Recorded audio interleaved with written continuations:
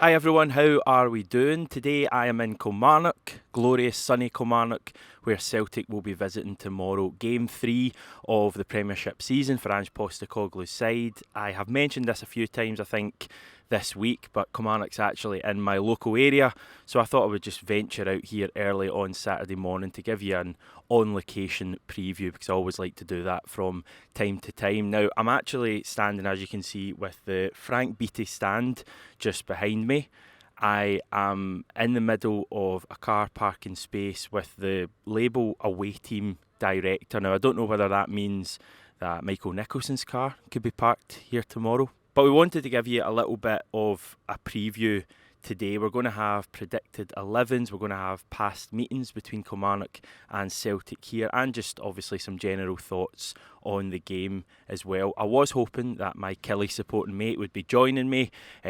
Sadly, he was on holiday. He was meant to be back in time to be on this video, but his flight was delayed. Well, that's what he's told me anyway. So it's just me today, but we've got plenty to chat about. I did just want to draw your attention to the video that went out late last night on the channel. It was a interesting kind of special video that we did, having been at the press conference yesterday with the manager and Matt O'Reilly as well. The video did go out very late last night, so you may just have missed it, but definitely once we're done here, check that out, because plenty of interesting stuff said by those two, and I also gave my rather lengthy thoughts on the reports of a new Premiership TV deal as well, so it wasn't one to miss. In terms of Ange yesterday, he gave us a bit of an injury update. He revealed that Reo Hatate won't play tomorrow. He seems to be all right, kind of past his injury, but the feeling is that with the artificial pitch being in place tomorrow, it was better just for him to sit this out and then return hopefully against Hearts next Sunday. Stephen Welsh could possibly play. He missed the game against Ross County, but a decision is still to be made on that. Gucci is still missing. Ange didn't actually mention that to the broadcast media, but there were some quotes going around last night. So he certainly won't be available for tomorrow. Doubt he would have featured anyway, to be honest. And Dyson Maeda was the other one. Ange didn't mention him yesterday either.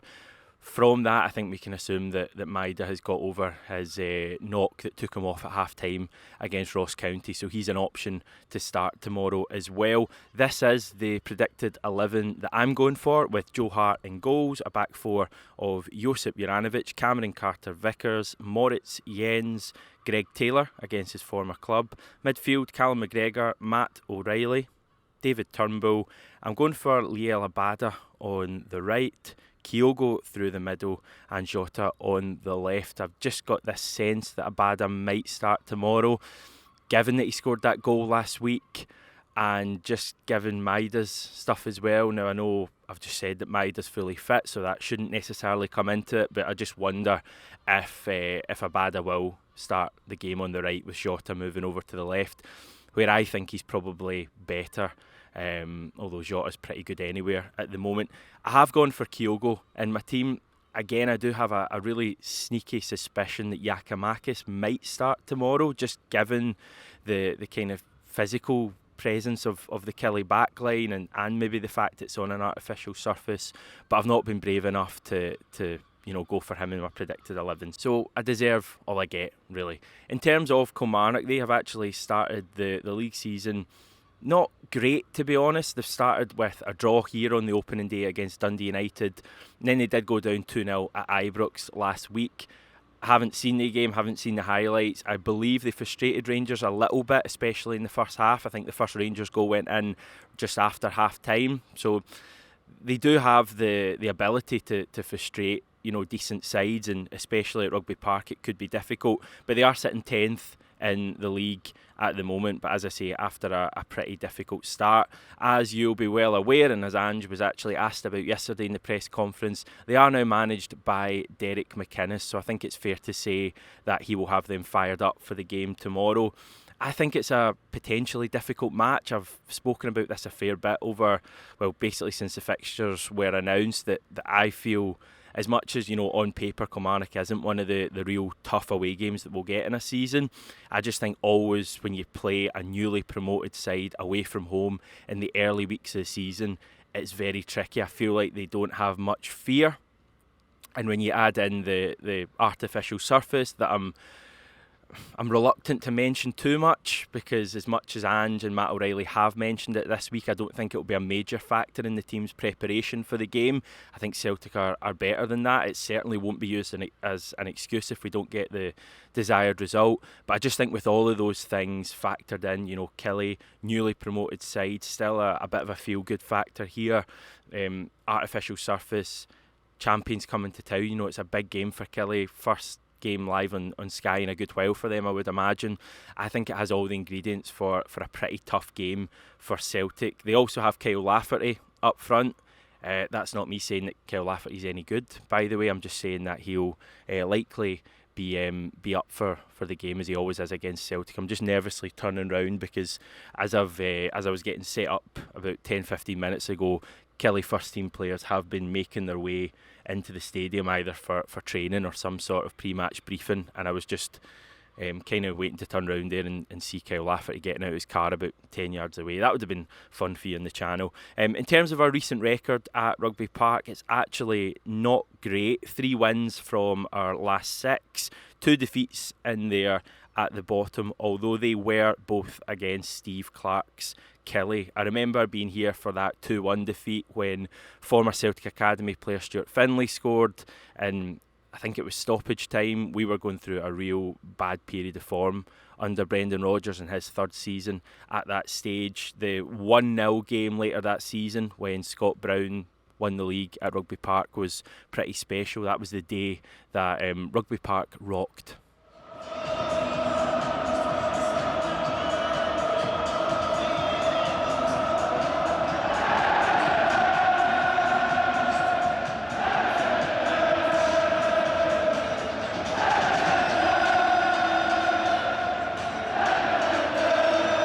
And also a special shout out to, I think, the 3 days in the last 20 years or so when we have won the league here. I'm just doubting myself now. I think it is just 3. 2004, the one Jackie spoke about earlier in the week when Stan Petrov scored the winner. That was for our 3rd league title in 4 years under Martin O'Neill. We obviously had 2007 as well. Shunsuke Nakamura, last minute goal, free kick to win the league. The water bottle thrown in the air by Gordon Strachan that still hasn't landed, I'm led to believe. And then, of course, 5 years after that, 2012, we just lost the League Cup final. Really damaging defeat to Kilmarnock at Hampden. A few weeks later, we came here with the opportunity to win the league for the first time in 4 seasons. And I believe it was Easter Saturday or Easter Sunday as well, and we won 6-0. We had 3 stands in the stadium. I was here that day. I would have been over, I think, in the East Stand, and it was totally magical. The atmosphere that day was incredible. We've had some amazing atmospheres in the Brendan Rodgers days, and even especially under Ange last season. But that took a lot of beating. Anyone who was at Rugby Park that day, the sun was shining. We scored all of those goals. Charlie Mulgrew was unbelievable. Joe Ledley was great as well. Great player, Joe Ledley. It was really, really special, and that would probably be up there with my favourite wins. But the Scott Brown game was pretty magical as well for completely different reasons. That was a really frustrating game, but we found a way to get that late goal, and the scenes were just incredible at full time. Some disappointing games here as well over the years. I mentioned that Stuart Finlay one. I've not lost too many here. The obvious one, again, I was here on that Tuesday night when Robbie Keane made his debut for Celtic. Such excitement from the previous evening when he'd been announced as a Celtic player. Massive signing. 24 hours later, we came here and went down 1-0.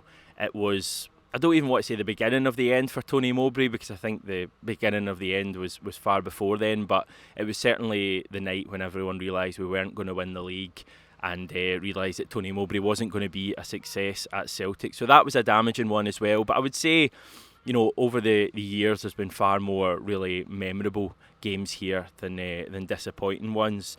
Most of those historical games that I've mentioned there saw huge away supports travelling, supporting Celtic. Tomorrow's not going to be quite like that. we've still got a massive away support in terms of most teams in Britain. There's going to be, I believe, just under 4,000 here, there in the Chadwick stand. But in years gone by, we used to get the Chadwick and the Moffat stand. We had about 9,000 fans back in those days. Some games, the huge games, we even got 3 stands at Rugby Park. But tomorrow, it's just going to be 1 stand. But the Celtic support are still going to outnumber the home support, I would think, and still going to make a hell of a lot of noise. It's going to be really exciting. But to bring the tone down, if you are planning on travelling from Glasgow or anywhere else by train to Kilmarnock, good luck with that. The trains are actually off to Kilmarnock Station this weekend, which to people out with Scotland, that must just be really, really surprising that we don't seem to offer these kind of services to football fans going to games.